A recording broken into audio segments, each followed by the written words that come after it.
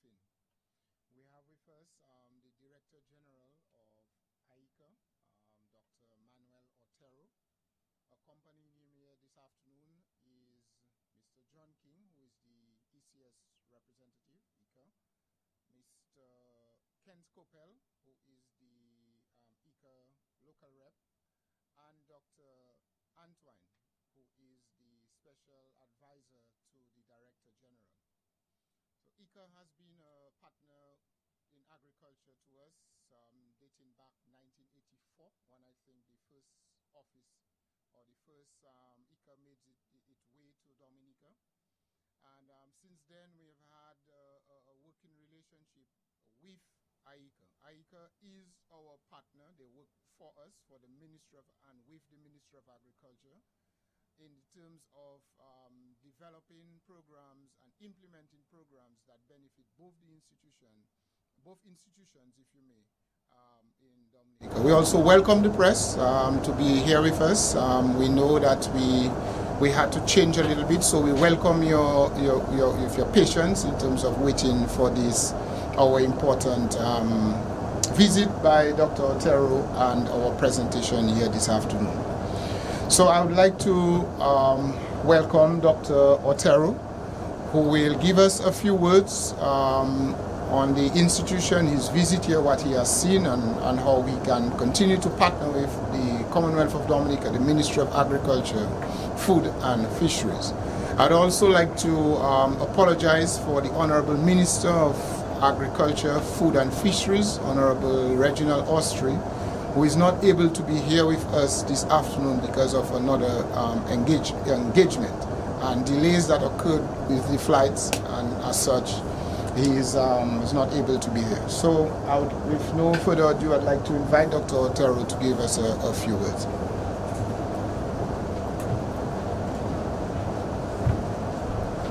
Well, thank you, Dr. Thomas. Good afternoon. Let me express first of all my satisfaction, since this is my first visit to Dominica since I took office last January 16th. I am proud of leading an institution with 76 years of experience, working together with member countries, trying to speed up the process of transforming agriculture and the rural sector. We have a network of 35 offices.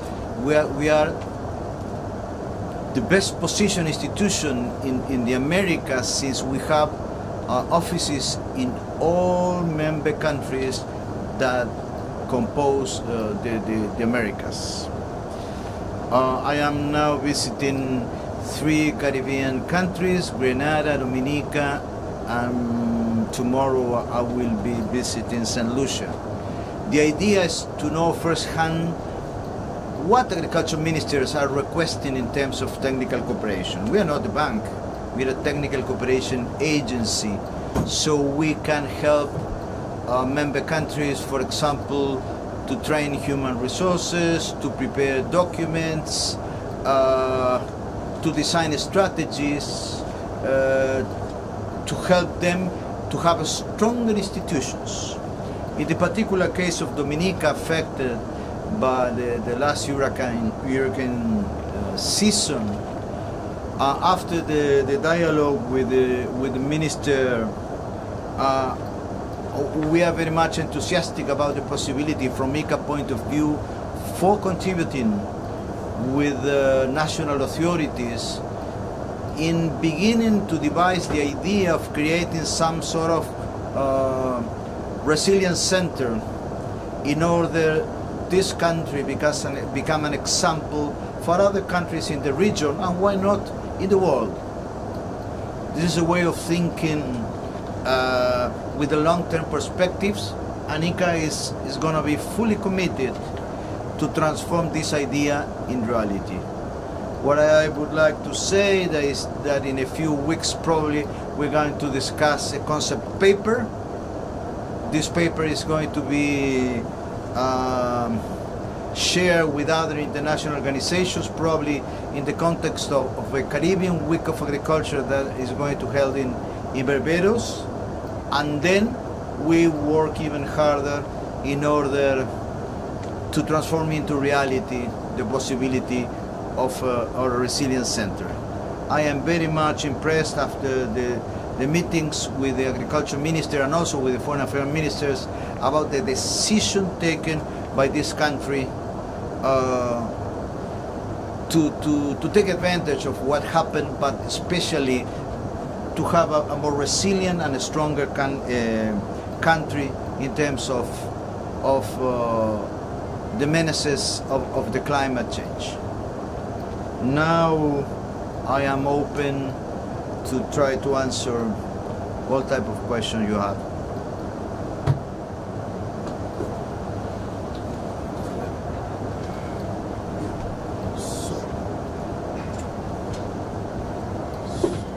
The usual protocol, your name, the institution that you represent, and the last name. Yes, I am.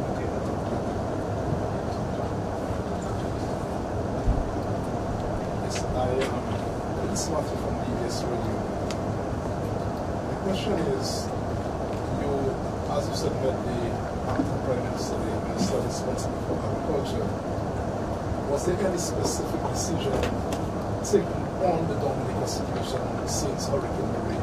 So was there any decision you all took in Dominica over the last month? Could you repeat the question, please? Yes, I was asking, you said you met with the Minister of Agriculture and the Foreign Affairs Minister. Yeah. Was there any decision that you all took, any specific decision from your organization as it relates to Dominica? The idea, the basic idea, is to think in a resilience center that could be taken as an example for spreading best practices, good policies for other countries in the region that are also suffering the effects of the climate change.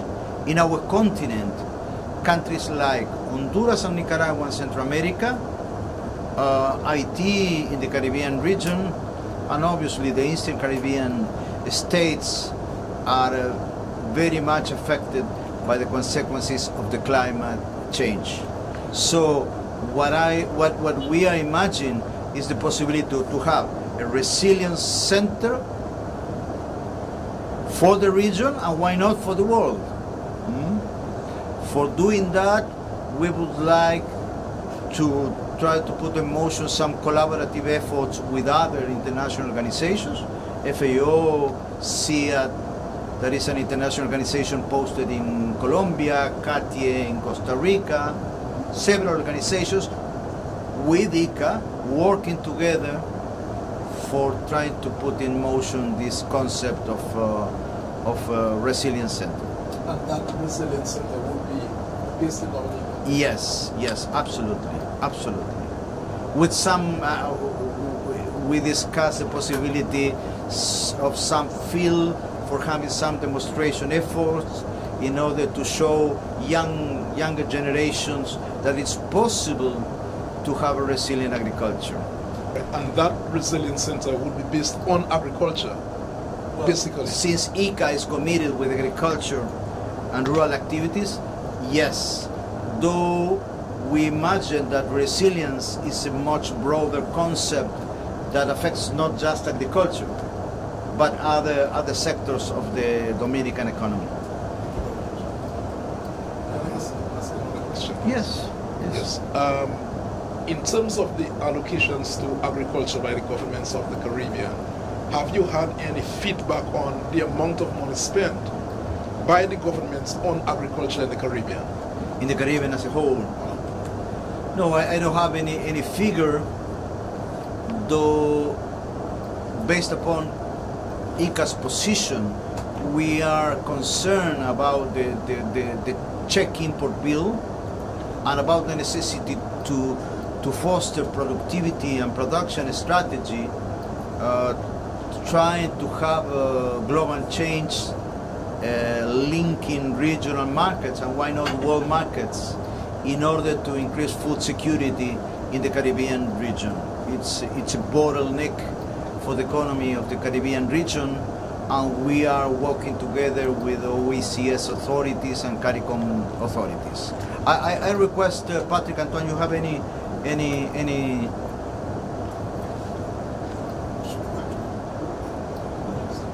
Patrick? Thank you very much, Director General. Patrick Antoine, the Special Advisor to the Director General of IICA. In preparing for the preparation of two very important strategic documents, the Director General did in fact mandate that we look at the macroeconomic context in which the sector operates. And your question, spot on. In that framework, what we have recognized is that the governments of the region over the last 20 years, as a proportion of the sector, agriculture, the proportion of the budget, agriculture has in fact been declining. And you can well understand that with competing needs in education and sporadically natural disasters, when there is a reduction, there often is not a rebound, so that the trend has absolutely been a downward one. But what's more important for us is not just the trend, it's where the money is spent. And increasingly funds are being spent on human resources, staffing, etc. And what we're concerned about is that the funds are not being spent on research and development type activities, which really is the engine room of innovation. And if you compare the Caribbean to the rest of Latin America, what's happening is that we're losing when you compare us in terms of research and development. And that really is something that concerns us, because from innovation and technical change comes productivity and competitiveness. So your question is absolutely very, very important from that perspective in signaling that we therefore need to address how we fill that breach. And the discussions we had today, repeatedly from both the Ministers of Agriculture and the Minister of Foreign Affairs, spoke about how we bring the private sector on board.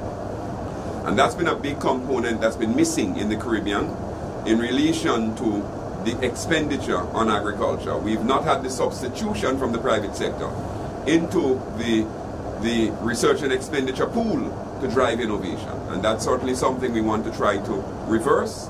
And we're hoping that when we have the center where you're bringing innovation here in Dominica with technology, and you're bringing youth into the picture, that will attract private investment. The government's role here will, in the first instance, if we're successful, and I believe we will be, bring some monies into the agricultural sector, broadly speaking. But after that is done, we're going to need to have domino effects by being able to attract the private sector investment that we need to substitute from where we should be in relation to the expenditure in agriculture with expenditures taking place in research and development.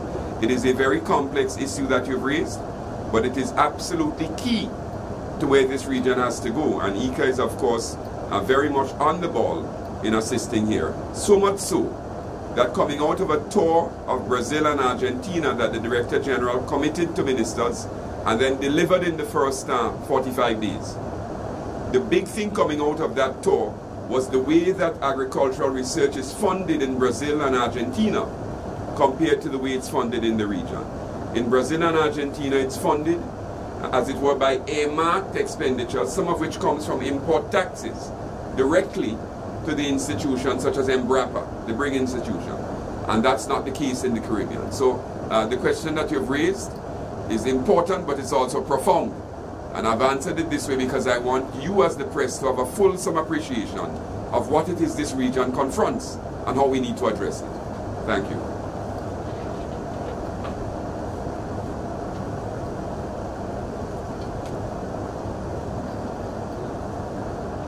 Yes, I am going to ask you another question.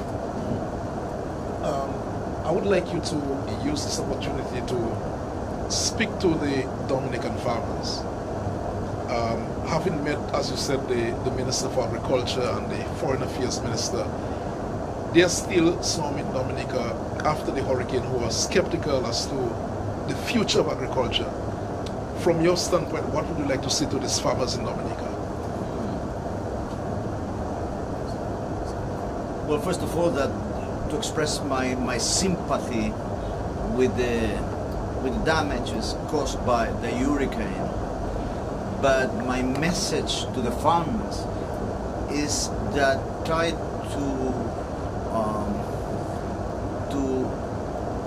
transform these negative forces and the damages in a way that is necessary to become resilient farmers.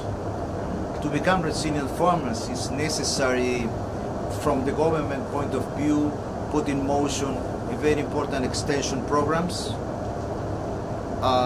in order to adopt technologies related with climate smart agriculture. At the same time, another message would be to pay a lot of attention to associativism and cooperativism. Farmers isolated will be in a more fragile situation to cope these new challenges. The other message is try to adopt technologies, because technologies is going to make some contribution for increasing productivity and consequently production. Special messages for women and for young farmers, because they represent in many cases the future of the agriculture sector. It is a little bit worrying, the aging of the farm population, and it's necessary to protect the young farmers, because they're going to replace the present generation, and we need a new type of farmers ready to adopt technologies in a very competitive world. My final question to you is, what I've heard from Dominicans about the role of IICA in this Dominica and the Caribbean, in terms of, have you played the role that you should have played over the last 10 years in agriculture here and in the Caribbean? Agriculture is changing, and technical cooperation is also changing. IICA has to renew and to make new offers from the technical cooperation view. We're in the process of defining a strategy with CARICOM. Also with OECS, we already have signed an agreement. And also we have to define an agenda in the case of Dominica. So IICA's contribution are going to come from regional, from hemispheric, from regional, from sub-regional, also at the national level. And making a lot of strategic alliances with FAO, other organizations. CARDI is another example. So IICA alone, it's very difficult to make significant contributions. Time is ripe for strategic alliances, for formulating new projects, incorporating the private sector, which is crucial at the present circumstances. The articulation between public and private sector is another must for speeding up the process of transforming agriculture. Let me ask the Permanent Secretary the last question. It's something I asked you earlier on. Yeah, so Permanent Secretary, the question I asked about agriculture in Dominica, and whether in fact the farmers see a future. From where you see it, what can you tell the farmers right now? Of course, we have articulated to our farming public their resilience, because they were the first ones to go back into the farm immediately after the storm. So the message that we had articulated to them: look, we have a situation where we have no food available to the population, and we depend on you to provide that kind of food for us. And they took that message and went back onto their farms. We saw several needs that they had, and we as a ministry, as the government, tried to make that available to them, to encourage them to go back into that farm. Agriculture is changing. Agriculture has changed. Maria has shown us, many deficiencies, but there are many opportunities. And so for us, the message, one message that go out to the farming community: embrace the opportunities. Maria has done. Embrace the opportunities, and let us build a resilient country as we try, a resilient agriculture as we try to build the resilient country that the Prime Minister has articulated in his utterances towards the world. You announced a few weeks ago, Mr. Permanent Secretary, a few weeks ago, some support for farmers, and you were saying the category of farmers, and support was on the way. Where is that at this time?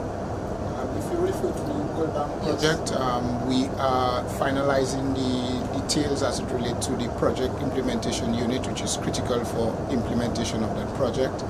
So we have, we are in the process of hiring the project management, the project manager. So we advertise the positions, and we are now doing the final arrangements to hire that individual. While we speak behind the scenes, we have created a task force that continue to operate with the World Bank to put some of the systems in place. So once the structures are set up, then they can hit the ground moving and going forward. Because for us, time is important, and we want to be able to get that project implemented in the quickest possible time to meet the specific goals that we have articulated.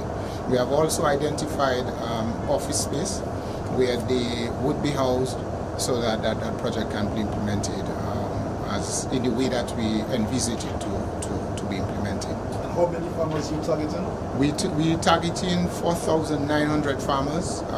That is the initial number that we hope to work with. Within that, we do deal with the commercial farmers, the small commercial farmers, and the subsistence farmers. That also includes our fishers, because fisheries was significantly impacted as well. So we look to do repair of boats, replacement of boats, and other infrastructure in the fisheries, forestry, and agriculture sector. So we would like to thank you. Thank you first, Dr. Otero, for coming to our shores, and of course your very important team that accompanied you and really brought true meaning to that visit and the discussions that we have had and we will continue to have. Again, we would like to thank the press for being here with us and engaging with us in this discussion. And to the listeners out there who have or who are listening and will take from our discussion some of the salient points that came from this discussion. But for us, from the Ministry of Agriculture, it is indeed a pleasure to have had you here, and we look forward in anticipation for the setting up of that center. We think that fits right within our resilient building efforts. And as we have articulated a resilient agriculture, this is definitely one step in making that dream become a reality. So we'd like to thank everyone for making this happen here this afternoon.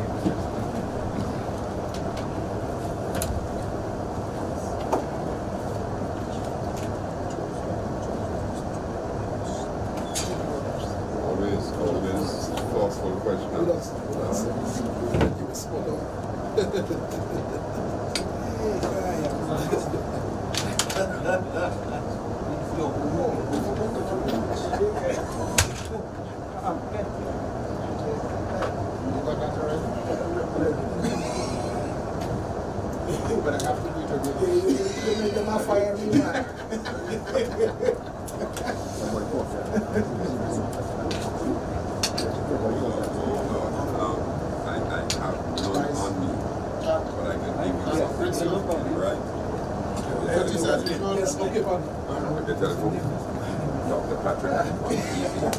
Patrick Antoine. It's important. I don't have a card. Dr. Patrick Antoine.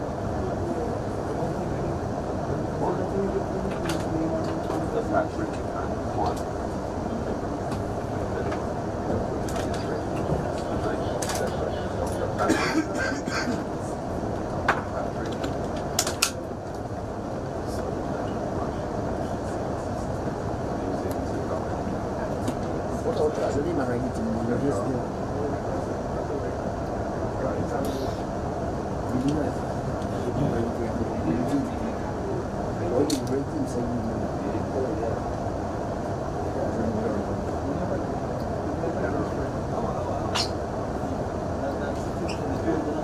Special advisor to the Director General. Right? Fantastic. Right? So you have me. Okay, good job, guys. Cheers. Yeah, man. All right.